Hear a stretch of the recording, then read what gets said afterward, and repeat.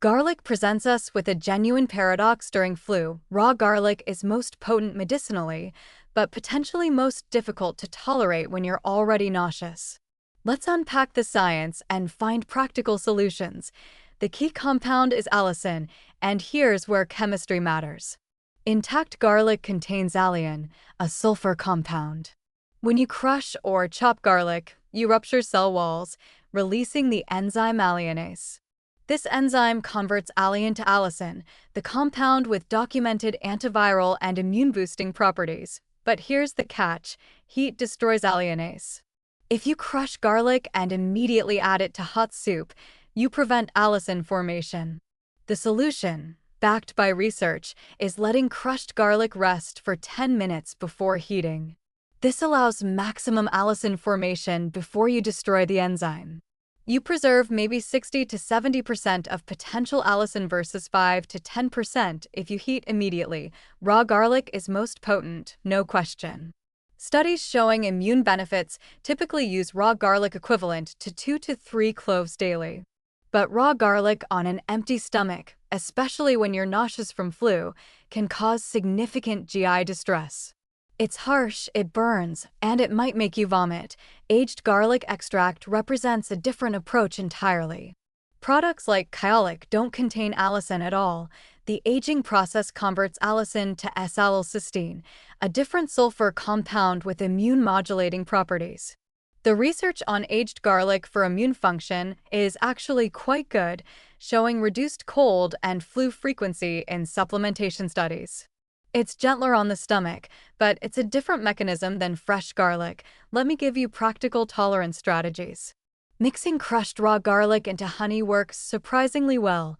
The honey's antimicrobial properties complement garlic's, and the sweetness masks the harsh bite. Adding crushed garlic to miso soup after removing from heat preserves some allicin while the umami flavors complement the garlic rather than fighting it. Garlic toast with olive oil. The fat reduces GI irritation substantially. The evidence for garlic and flu is this: observational studies show people who consume garlic regularly have reduced cold and flu frequency and duration. Laboratory studies demonstrate that allicin can inhibit influenza virus replication.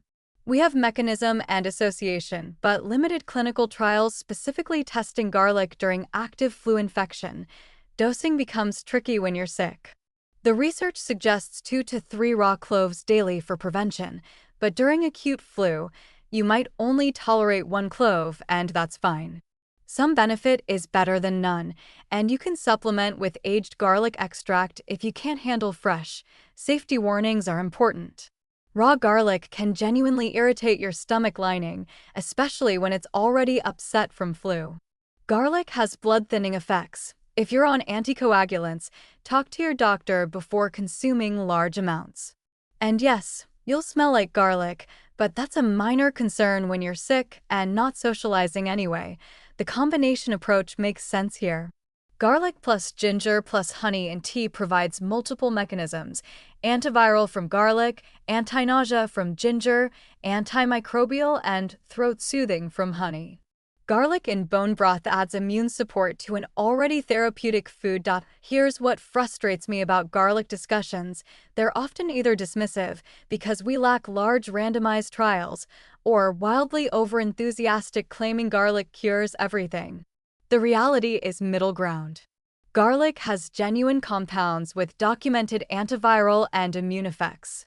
Regular consumption appears to reduce infection frequency modestly. It's not medicine, but it's not placebo either.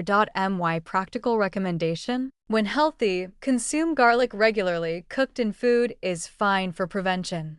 When flu hits, use the crush and rest method for soup, or take aged garlic extract if you can't tolerate fresh. Don't force raw garlic if it's making you more nauseous. The benefit of 1 clove you can keep down beats the theoretical benefit of 3 cloves you vomit up.